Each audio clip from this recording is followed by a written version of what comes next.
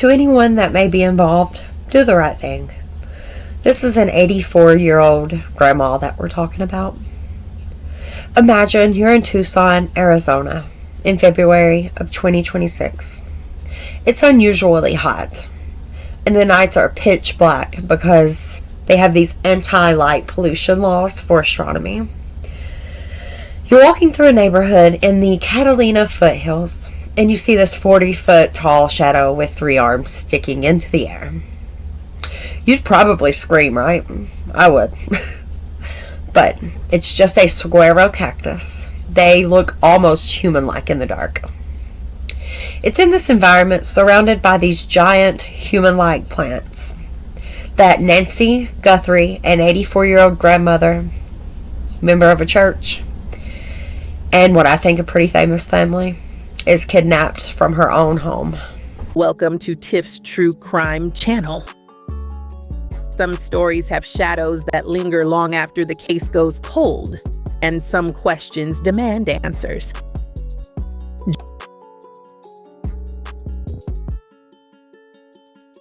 Join me as we deep dive into the cases everyone's talking about and uncover the details hidden between the lines.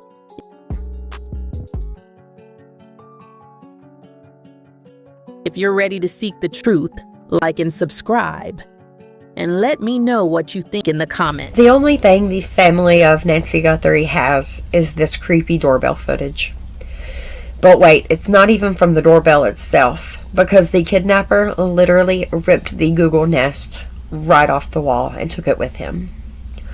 The police had to beg Google to unpeel the code just to see what ended up happening. The footage shows a man in a ski mask, and honestly, the weirdest part, he has a gun holster right in front of his crotch. Like, who does that? It's such an odd and terrifying placement. He's just casual. He's not looking around to see, like, if anyone is around him. And when he sees the camera, he tries to, like, cover it with his hand, and then he tries to cover it with foliage and branches. Before that, those didn't work, and he just ended up yanking it off. By 2:28 a.m., Nancy's pacemaker disconnects from her phone, meaning she was likely moved out of range of her phone. There are droplets of her blood on the porch. DNA confirmed it being her blood. And then she's just gone. Now, Nancy isn't just anyone. Her daughter is Savannah Guthrie, the co-host of the Today Show. Because of this, the case goes mega viral instantly, the exact same day. And then the ransom notes start coming in. But they're not sent to the family. They are form submissions sent to local news stations and then sent to TMZ. They're asking for the first one $4 million in Bitcoin, and then the second ransom note that came was $6 million in Bitcoin. They have no proof of life. They literally just have a message saying she is safe but scared. And this is where the internet gets messy. While the FBI and Sheriff Nano, who has his own TV show called Desert Law, besides the point, while they are investigating, the netizens start pointing fingers. They aren't looking at the random delivery driver they detained or the guy in the Range Rover. They are looking at Nancy's son-in-law, Tommaso. People are overanalyzing his gait, the way he walks, and comparing it to the man in the doorbell footage. They're wondering why he wasn't in the family's plea videos, in which I personally think it being just the kids in those videos, that's the way they done that. Even legacy media anchors like Ashley Benfield claim she had a high-level source saying he was the prime suspect. Nancy Gutherie's son-in-law, that would be Annie's husband, Tommaso Cioni, age 50, from Tucson, Arizona, married to Annie P. Gutherie, Savannah's sister. And my law enforcement source tells me that Tommaso Cioni is the prime suspect in this case.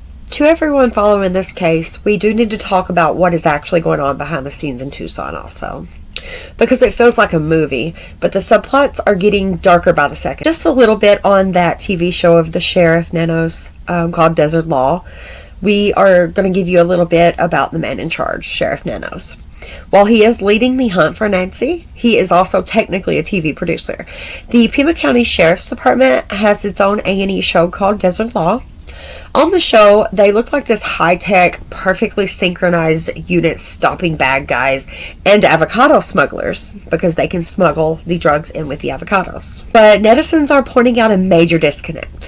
While Nancy has been missing for over 40 days, the sheriff was spotted at a basketball game and apparently didn't even know the Gutherie family had posted a viral plea video until his wife told him. The president of the police union even came out and said that Nanos has an ego that's difficult to describe, and that his retaliatory management style has caused a mass exodus of experienced detectives leaving the unit green and unequipped for a case this big. So we are going to talk about the suspect gallery. Who is the internet pointing at? There are so many names flying around that it's kind of hard to keep track. Here's a breakdown of everyone who's kind of been in the crosshairs.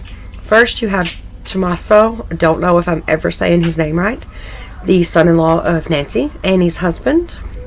Despite being officially cleared by the sheriff, legacy media anchors like Ashley Banfield claimed a high-level source that named him the prime suspect. Netizens have been obsessed with the way he walks, his gait, comparing it to the man in the ski mask who ripped off the doorbell. Then we have Michael Feldman, Savannah Gutherie's husband. He's been a victim of something called AI-generated slop. Videos with monotone voices, claiming that he's been arrested just to get clicks, though there is absolutely zero evidence that he's involved. Then we have someone named Derek Kella, a 42-year-old horrible human being from California who saw the news and decided to text the family asking for Bitcoin. He was just an imposter, and he has since been arrested for the things that he did. Next, we have Rio Rico Man. I'm not going to be saying his name, it is public, but I'm not going to be saying it. I'm going to be calling him Rio Rico Man because that's where he's from. He is a 36-year-old delivery driver who was swatted and detained. Supposedly his wife and his children, everyone was swatted and detained. But he was swatted and detained for 5 hours because police thought his eyes and eyelashes matched the footage. He's now terrified and says the investigation ruined his life. Then we have the Range Man, the guy in a Range Rover. It's a man in a gray Range Rover with a criminal history who was also detained in a massive SWAT operation. His car was processed and released, and leading people to believe that they got the wrong guy again. Then we have Neighbor Man. This guy's a little fishy. He is a local who keeps showing up for the interviews, wearing sunglasses, talking about premonitions that the son-in-law did it. Netizens noticed he wears a distinct high school style ring that might match a crease seen in the kidnapper's glove. I'm going to get into a little about the beef between the sheriff and the feds, the matcha latte beef. So, why isn't the FBI just taken over? Well, it turns out that the sheriff and the FBI have had major beef dating back to 2016. The FBI once investigated the department for allegedly using RICO funds, money seized from criminals, to bankroll a cafe remodel inside the headquarters. We're talking about $250,000 allegedly spent on things like Santa sleighs, rented tuxedos, and goodie bags for officers. The investigation was so intense that one officer, the alleged mastermind, was found dead from self-exit on Father's Day. Now, because of this grudge, the sheriff is reportedly refusing to send key evidence like DNA found in Nancy's house to the FBI's world-class Quantiso lab, I think is how you say it. Instead, he's sending it to a private lab in Florida, claiming he wants to keep it all in one place to avoid a headache during trial. I understand wanting to keep it all in one place too, but if the FBI's world-class lab is a place where you can get your stuff done at, I think that would be amazing. So all the experts at the FBI are being diverted. We're left with $1 million reward and a sheriff who seems more interested in his desert law image than playing nice with the feds. We are over 40 days in, like 40 some at this point. There's a $1 million reward, and still no Nancy, no proof of life, no nothing. If you have seen anything, please call the FBI at 1-800-CALL-FBI. And let me know what you guys think in the comments. Is the sheriff in over his head because of his old beef with the feds? Or is it the answer sitting right in front of us? And it's like if it was a snake, it would have bit us. But stay safe, and I will see you in the next one. Bye, guys.